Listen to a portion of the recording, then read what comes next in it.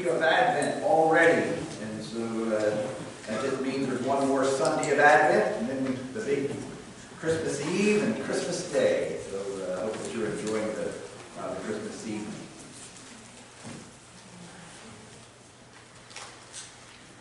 Susan rose early on Friday morning.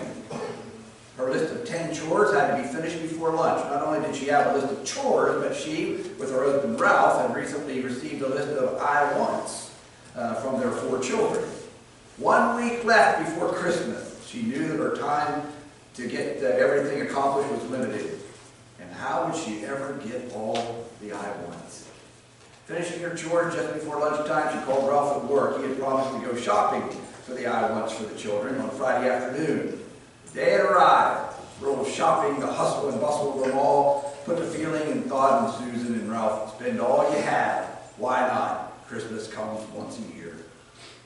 It was 10:30 at night when Susan and Ralph arrived home. Hurriedly, she brought the babysitter home, and exhausted, somewhat ornery, they unloaded the car, hid all the packages, and fell into bed. 6 more days until Christmas was the last thing Ralph and Susan said before they fell asleep. Wrapping the gifts was exciting. Gift-giving time finally arrived. The children were excited, so were Dad and Mom. So Christmas morning, everyone watched as Johnny, the oldest boy, hurriedly ripped open the paper from one of his gifts. Silence. Then, "This isn't the kind I wanted." A disappointed face could be seen, a grumble could be heard, and tears ran down his cheeks. He was disappointed, but his parents were hurt. Becky had wanted a sweater. She had wanted a red one, but she only had a maroon one left. She was a little more discreet in hiding her feelings, but she too was not very happy. In her mind raced the thought, "This won't look good on me. Besides, I wanted one like Sharon had. At least I could be one of the bunch." Jed was a boy with a character all his own. After opening several gifts, he realized that his stack of presents was gone.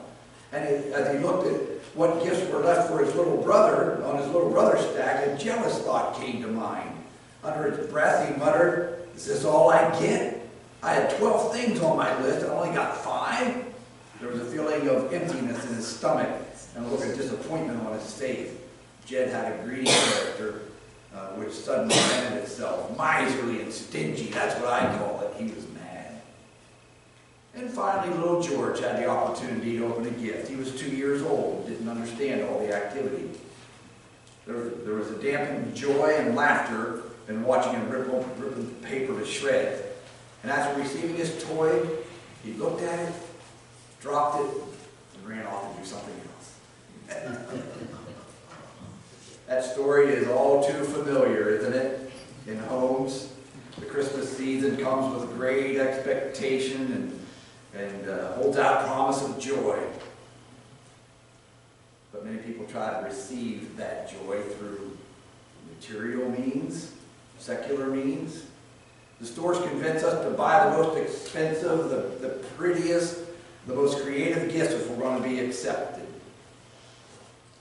Parents are pressured to keep up with other parents and their selections if they're going to make their kids happy. So in their fascination for presents, children very rarely come up with thanksgiving. They're rarely thankful. On the contrary, they often display a sense of covetousness and greed and jealousy during the holiday season.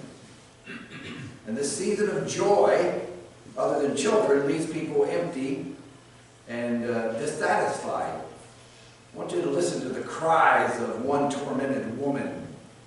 She wrote, "Merry Christmas, fa la la la," everyone sings. "Happy New Year.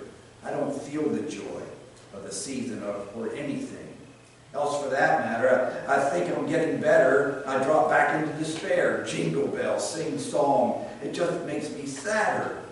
Can't wait for it to be over. Don't have to be the happy face then. I used to enjoy being with the family. Now it's just another chore." The tears come again. "Why?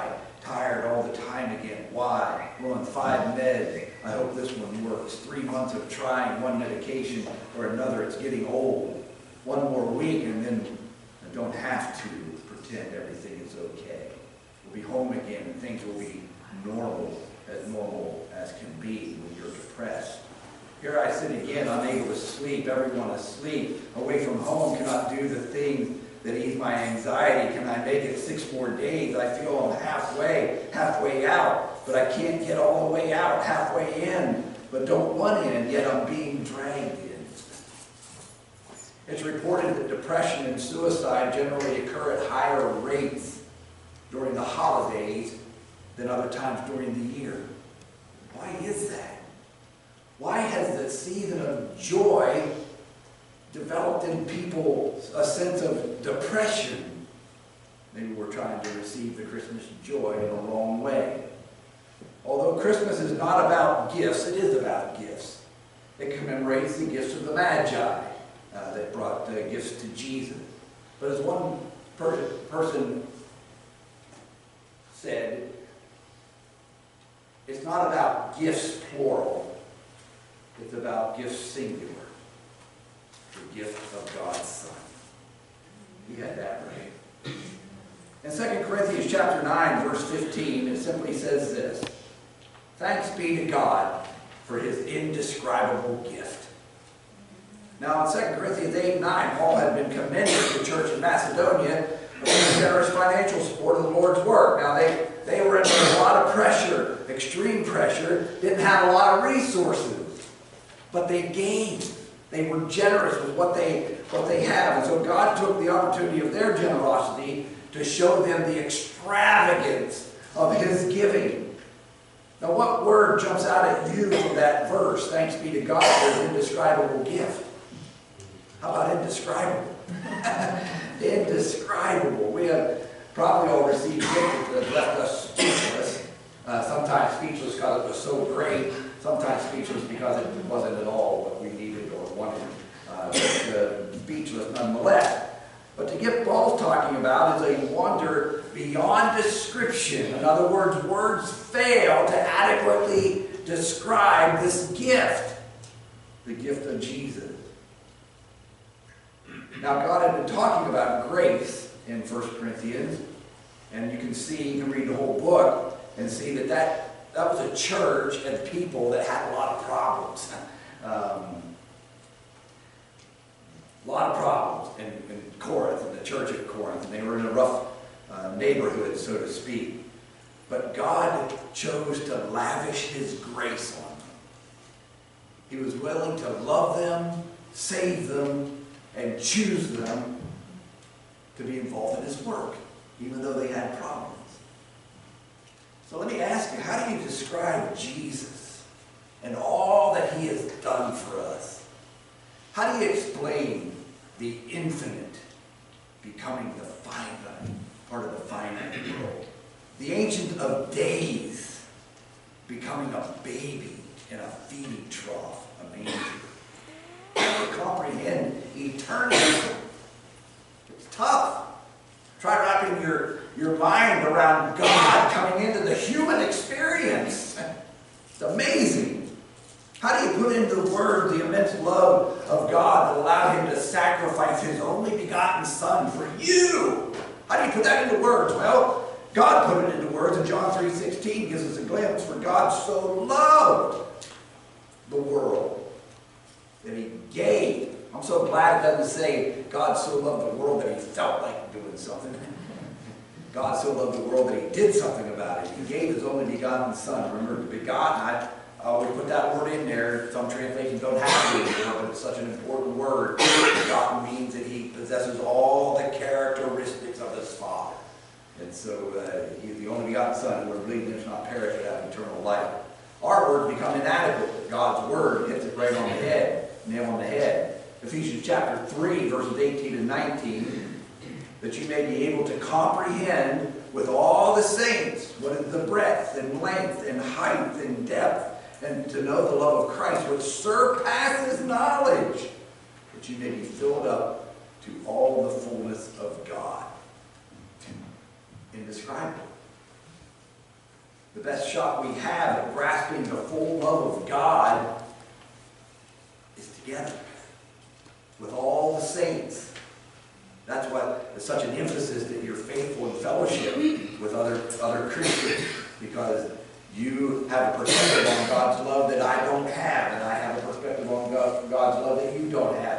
together, we have a better shot at understanding the fullness of God's love. Well, how do you explain Emmanuel? God with us. He had no debt to us. He didn't owe us a thing. Yet he lavished his love. Not just give, he lavished it on us through his tremendous, amazing grace. A gift. So as we celebrate God sending Jesus into the world, we're really celebrating the greatest gift giver, giving the greatest gift to humanity. An indescribable gift. A Savior was born. So my question to you this morning is, do you know him? Or do you just know about him? I would encourage you to get to know him personally. If you need help with that, I would love to talk to you about it. Let's continue to sing.